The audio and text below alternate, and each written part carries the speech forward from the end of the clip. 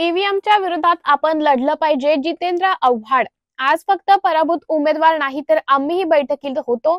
सगळ्या पराभूत उमेदवारांनी ईव्हीएम बाबत नाराजी व्यक्त केली आहे. जिकडे बालेकिल्ला आहे तिथे पराभव कसा होऊ शकतो? भारताचा रशिया होणार. पुतीन आम्हाला विरोधकांवर संपवलं तसे इथं होऊ शकतं. ईव्हीएमच्या विरोधात आपण लढलो पाहिजे. जयप्रकाश नारायण यांचं आंदोलन आपण पाहिलं. व्हीपी सिंग यांनीही आंदोलन केलं आणि मग बदल घडला. शरद पवारांना जयप्रकाश नारायण सारखी भूमिका घेतली पाहिजे आणि देशात हा बदल घडला पाहिजे. या ईव्हीएम विरोधात आपण आवाज उठवला पाहिजे. मी पहिल्या दिवसापासून सांगत आहे, ईव्हीएम नको आहे. देश संकटात आहे. लोकशाही जागली पाहिजे. आज संविधान दिवस आहे आणि आपणही वाचवला पाहिजे.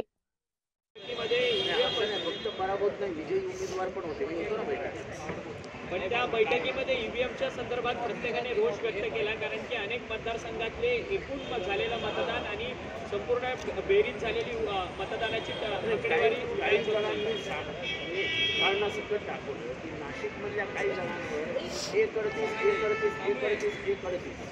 पुढे काय वाढवले ते वाढले, 1-5 पुढे काय वाढवले ते वाढवले, म्हणजे पॅटर्न फिक्स केला. त्या पॅटर्ननुसार मतदान झाले आणि जे बालेकिल्ले समजले जातात त्या बालेकिल्ल्यातच मतदानात फेरफार झाला. आणि मी हे आज बोलत नाही आहे, साहेबांसमोर सुद्धा सांगितलं की मी 2014च्या नंतर लगेच सांगितलं होतं आपल्याला ईव्हीएम विरुद्ध लढावं लागेल. मी जिंकलो आहे तरी मी सांगतोय की ईव्हीएम हा आपल्याला रशियाकडे घेऊन जाईल. जसं पुतीनने, हे मी अगदी शुद्धीवर असताना बोलतोय, जसं पुतीनने आपल्या विरोधकांना निवडणुकीद्वारेच संपून टाकलं तसं भारतात होणार. भारताचा रशिया होणार. परंतु तुम्ही तर मार्जिन मोठा मी माझं मार्जिन काय अर्थ नसतो. माझ्या मार्जिनला काय अर्थ नाही. बघा, मी भारतातल्या 2 दहाड्या जिवंत असताना बघितल्या. तर काय स्वातंत्र्याचा लढा बघितला नाही, पण स्वातंत्र्याचाही लढा बघितला तर महात्मा गांधींनी मोठा जनभावना तयार केली. त्या जनभावनेला एक इमोशनल टच दिला की हा देश आपण स्वतंत्र केला पाहिजे, कारण का आपण स्वातंत्र्यच नाव, आपण गुलाम आहोत.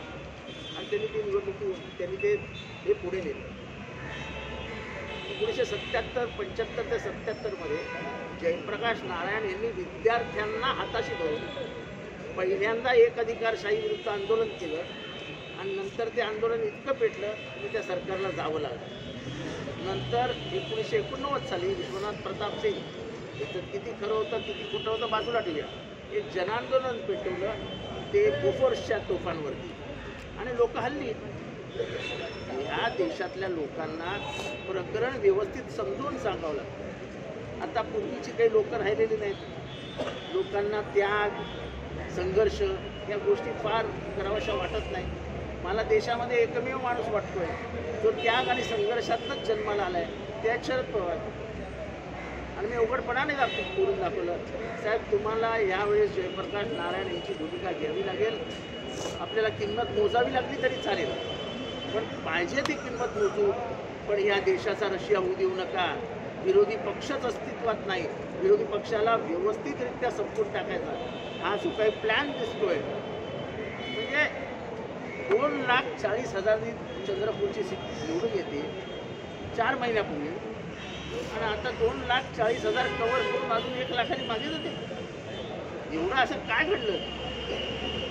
नांदेडची लोकसभा येते, विधानसभा सगळा खायचा जातो. आणि जसं मी सुरुवातीला सांगितलं, पॅटर्न आहे. जिल्ह्यामध्ये पॅटर्न दिलाय की एवढी मतं, ठीक आहे, लोकशाही आहे. पण मी हे का बोलतो, मला बोलण्याचा अधिकार इच्छेसाठी आहे. मी पहिल्या दिवसापासून सांगतोय की ईव्हीएमचा विरोध करा, बॅलेटवर या. मी माझी निवडणूक हरवलो म्हणून बोलत नाही आहे आणि हे मी आज बोलत नाही आहे. मी हे अनेक वेळा लिहून ठेवलेलं आहे. माझ्या प्रत्येक ब्लॉगमध्ये मी लिहिलेलं आहे. या देशाची लोकशाही ही संकटात आहे. आणि आजचा संविधान दिन आहे. ज्या संविधानातनं तुमचं इलेक्शन कमिशन निर्माण झालं ते इलेक्शन कमिशन हे सरकारच्या हातातलं बावलं झालंय. त्याला स्वतंत्र अस्तित्व दिलं होतं का, तर लोकशाही जगली पाहिजे म्हणून डॉक्टर बाबासाहेब आंबेडकरांनी त्याला स्वतंत्र अस्तित्व दिलं होतं. त्याच डॉक्टर बाबासाहेब आंबेडकरांच्याच विचारांचा आपण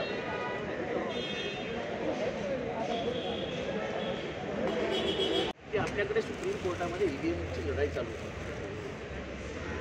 तर सुप्रीम कोर्ट असं म्हणालं 4 दिवस वाया जातात. वाया कसं जातात?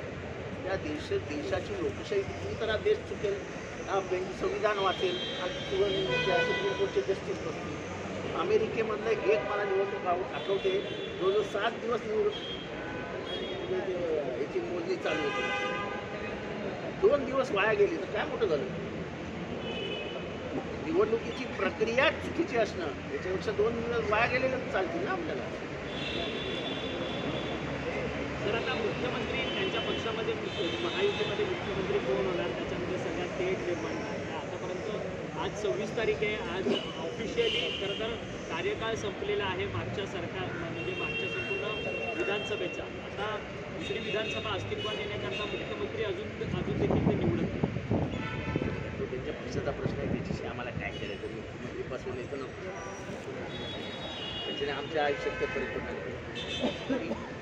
परंतु सातत्याने त्यांच्या याच्यामध्ये चढाओढ होते की एकनाथ शिंदे मुख्यमंत्री होणार की देवेंद्र फडणवीस होणार की अजितदादा होणार. मला बायको करायची आहे, मी बघायला जाऊ का? काय संबंध माझा? तुमची बायको तुम्ही सुद्धा. शिंदे ने आज अपना रिजाइन दे दिया है सीएम पद से. उनको देना ही था ना, कार्यकाल ही खत्म हुआ है. 26 तारीख है, अब कार्यकाल खत्म हो गया. चेहरा कौन होगा सीएम को, जिस तरह का विवाद? मैं जाता हूँ, देख के आता हूँ चेहरा किसका अच्छा है वो आपको आके बता दूँ. सर राजनीहार का सामना करना पड़ा है, क्या मंथन की जरूरत है? क्या लोगों तक आप अपनी बात नहीं पहुँचा पाए? कहीं कोई कमी नजर आया? हम पहुँचा पाए लेकिन ईवीएम ने रोक. ठीक है, आज की मीटिंग में किस विषय पर ज़्यादा चर्चा हुई? ईवीएम. बहुत गुस्सा है उम्मीदवार, और ये गुस्सा उम्मीदवार नहीं है, महाराष्ट्र की जनता बहुत व्यथित है कि ये क्या हो गया. देखो, हम मान सकते हैं कि चलो हमें 30 सीट मिली, 20 सीट मिली, कांग्रेस को 40 सीट मिली, शिवसेना को 30 सीट मिली, शरद पवार को 10 सीट. इधर ही हमको शक आ गया कि ये तो शरद पवार के अंतिम भगवान उनकी और लंबी कर दे, लेकिन जो अंतिम दिन है, अंतिम बरस है, उसमें उनको अपमानित करके, उनको पूरा करके महाराष्ट्र के सामने पेश किया गया है. शरद पवारांना अतिशय आत्मक्लेश सहन करावा लागेल, ते ह्युमिलेट होतील आणि त्यांच्या विरोधकांना एक प्रचंड असा विकृत आनंद मिळेल अशा पद्धतीने हे सगळं झालेलं आहे. शरद पवार फक्त 10 सीटात जिंकू शकतात, हे जे सत्य मान्यच होत नाही महाराष्ट्रात, आणि म्हणून महाराष्ट्रातनं आवाज निघतो. इथं जिंकलोय 97,000ने, मला काही फरक पडत नाही. 97,000ने जिंकलो असताना पण मी म्हणतो की आमच्या इथं हे लफडं आहे का. माझ्या विरोधातला उमेदवार होता, त्यांनी मिठाई आणून ठेवली होती, त्यांनी फटाके आणून ठेवले होते, त्यांनी ढोल ताशा आणून ठेवले होते, सगळी तयारी करून ठेवली होती, आणि प्रत्येकाच्या तोंडात एकच होतं, आम्ही 13,000ने जिंकणार, आम्ही 13,000ने जिंकणार, आम्ही 13,000ने जिंकणार. झालं ते झालं, पण एवढा कॉन्फिडन्स येतो कुठनं?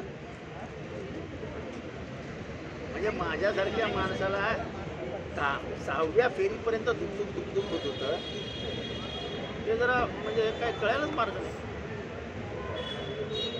म्हणजे मी एक असा किस्सा ऐकला आहे की टी व्हीवर सांगू नये, पण एका उमेदवाराने एका सत्ताधारी पक्षाच्या वरिष्ठ नेत्याला फोन केला की मला 5 कोटी लागतील. तर त्या वरिष्ठ नेत्याने सांगितलं, अरे 5 कोटी ठेव घरात, तुझं काम झालेलं.